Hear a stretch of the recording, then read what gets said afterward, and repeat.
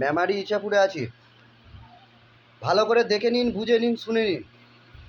মেমারি ইছাপুরে আমি এবং আমার বায়ার আছে।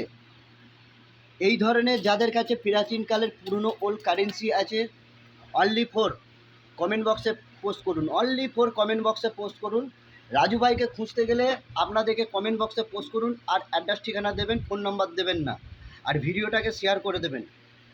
তবেই যে হবে একটা গভর্নমেন্ট পলিসি কমপ্লিট করতে গেলে কোনো চার্জ, কোনো ডকুমেন্টস রাজু ভাইয়ের কাছে লাগে না। আধার কার্ড, প্যান কার্ড বা ভোটার কার্ড, এইভাবে ঠিক এই ধরনের প্রাচীনকাল আপনাদের কাছে যদি থাকে, কমেন্ট বক্সে পোস্ট করুন আর ভিডিওটাকে শেয়ার করে দিন।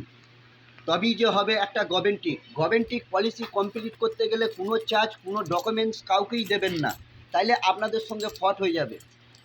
ঠিক এই ধরনের প্রাচীনকাল যে পুরনো 1 টাকা, 2 টাকা, 4 আনা, 8 আনা, 1 টাকা, 4 আনা থাকলেও জেনে রাখবেন আপনাদের কাছে পৌঁছে যাব আমি ঠিক সময়ে, ঠিক জায়গায়, ঠিক পজিশনে ডিজিটাল নোটিফিকেশন আপনাদেরকে দিয়ে দেবো।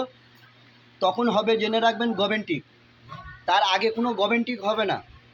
আর আমাকে কেউ মেসেঞ্জার বা হোয়াটসঅ্যাপ করবেন না, কোনো জবাব পাবেন না। আপনাদেরকে একটা জায়গায় খুঁজতে হবে। রাজু ভাইকে খুঁজতে গেলে একটা কাজই করতে হবে, সেইটা হচ্ছে কমেন্ট সেকশনে সুন্দর করে টাইমিং করে এই ধরনের পয়েন্টগুলো পাঠিয়ে দেন। আমরা এখন আছি ইছাপুরে। বলো, অসুবিধা নেই। কোনো পয়সা লেগেছে? নোট কয়েনের জন্য কোনো পয়সা লেগেছে? কোনো পয়সা লাগেনি, দেখে নিন। ইছাপুরে আছি। দাদা ভাই, আপনার নাম কি? এনার ইছাপুরে আছি। এবার আমরা চলে যাব এইখান থেকে মেমারি স্টেশন।